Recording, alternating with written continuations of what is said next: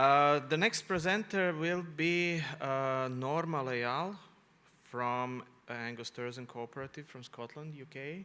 Please, Norma, the stage is yours. Thank you. Yeah, it is working all right. Okay, after that fast and furious whirl around Bosnia and Herzegovina, we're going to slow down a bit when we get to Angus.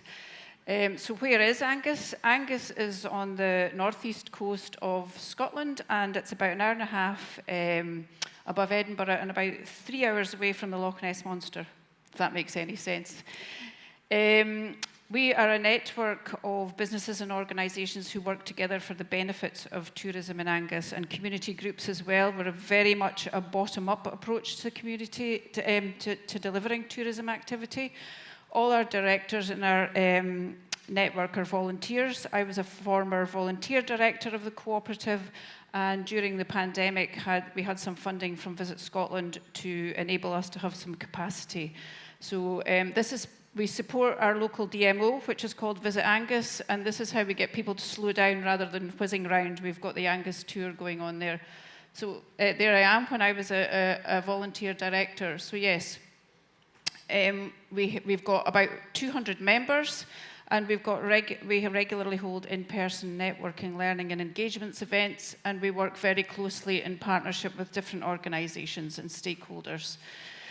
We're more or less, if you can picture, an umbrella organisation, and out of the interests of the directors and the key skills that we have different initiatives that we work through.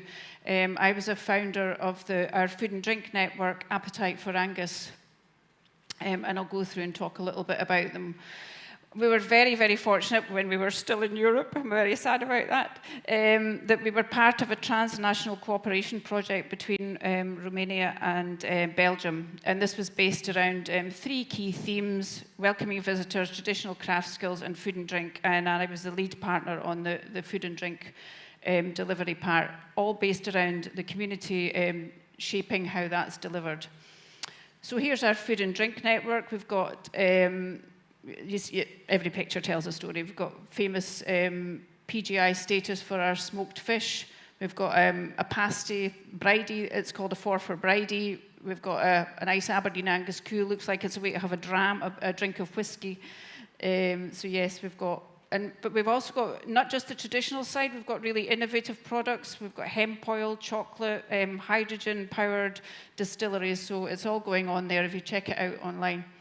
Recently, we had some funding from community-led local development through our rural partnership to shape a strategy and an action plan for Angus Outdoor Adventure. And there are some kind of more adrenaline-filled, but we really focus on the fact that we can get away from nature and just slow down a bit.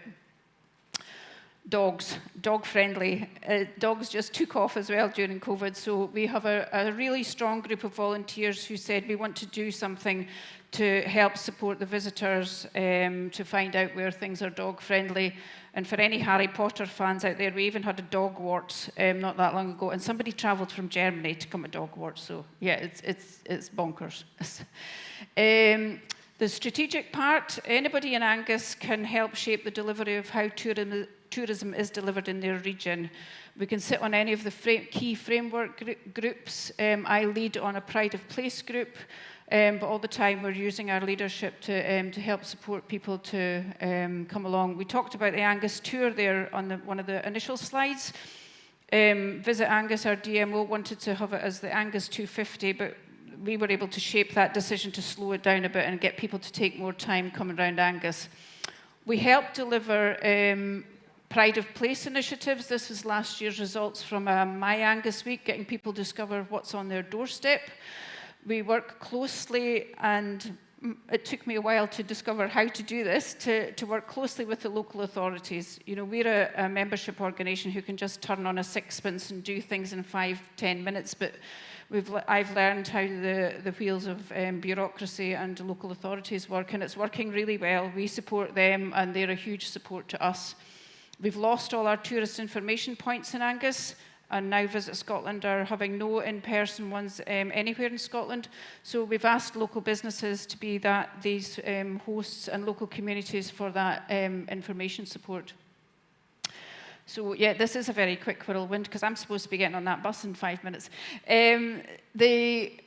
Well, a couple of new things that are really emerging from the trends and from the way that we deliver tourism and support activity for our businesses. I'm a director of an organisation called Scotto, which is a newish community-led tourism network.